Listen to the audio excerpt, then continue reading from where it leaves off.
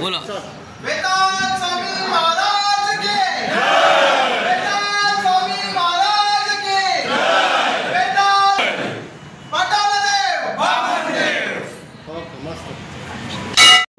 प्रथम जय श्रीराम, सगळ्यांच्या चरणी नतमस्तक होतो। आज श्री क्षेत्र कोपरेश्वर या पावनभूमीत आमच्या ग्रामदैवत कुलदैवत श्री वेताल स्वामी महाराज यांचा जत्रोत्सव 2025चा अतिशय आनंदाने साजरा झाला।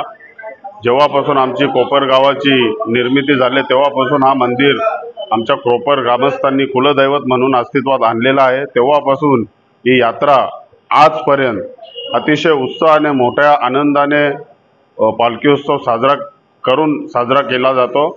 या यात्रेचे वैशिष्ट्य म्हणजे कोपर गावातील सर्व ग्रामस्थ नागरिक सर्व मतभेद बाजूला ठेवून अतिशय एकोप्याने आणि आनंदाने हा गावातील उत्सव साजरा करत असतात। आणि आजही 2025चा हा वेताळ महाराजांचा यात्रोत्सव साजरा केलेला आहे। आपण बघतच असाल पंचक्रोशीतील बहुसंख्य नागरिक इथे यात्रेनिमित्त या ग्रामदेवताचे कुलदैवताचे नवसाला पावणारा दैवत म्हणून या आमच्या वेताळ महाराजांची ख्याती आहे आणि त्यांचं दर्शन घेण्यासाठी इथं पंचक्रोशीतील राज्यातील परराज्यातीलही पब्लिक इथं दर्शनासाठी येत असते। सकाळपासून ते दुपारपर्यंत जवळजवळ 3 ते 4 हजार नागरिक इथे दर्शन घेत असतात। आणि या यात्रेनिमित्त आमचा प्रोग्राम असा असतो का सकाळी 5 ते 6 गावातील तरुण मंडळी किंवा इतर मंडळी यांच्या हस्ते अभिषेक केला जातो।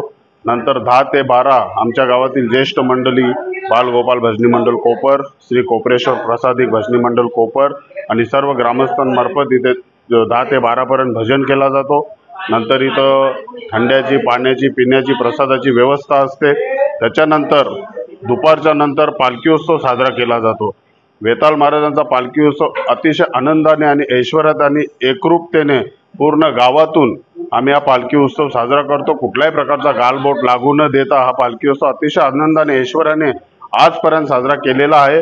आणि अशीच आम्ही आमच्या कुलदैवत ग्रामदैवत श्री वेताळ स्वामीच्या चरणी प्रार्थना करतो का आमच्या गावावर, कोपर गावावर कुठल्याही प्रकारचे संकट येऊ देऊ नये।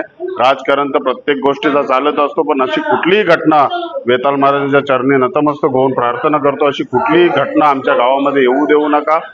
आणि गावाचं एकोपा आणि गावाचा विकास आणि सर्व नागरिकांना सुरक्षा, सुदृढ आयुष्य, सुदृढ आरोग्य मिळावं हीच वेताळ चरणी प्रार्थना करतो आणि माझे 2 शब्द संपवतो। वेताळ की जय।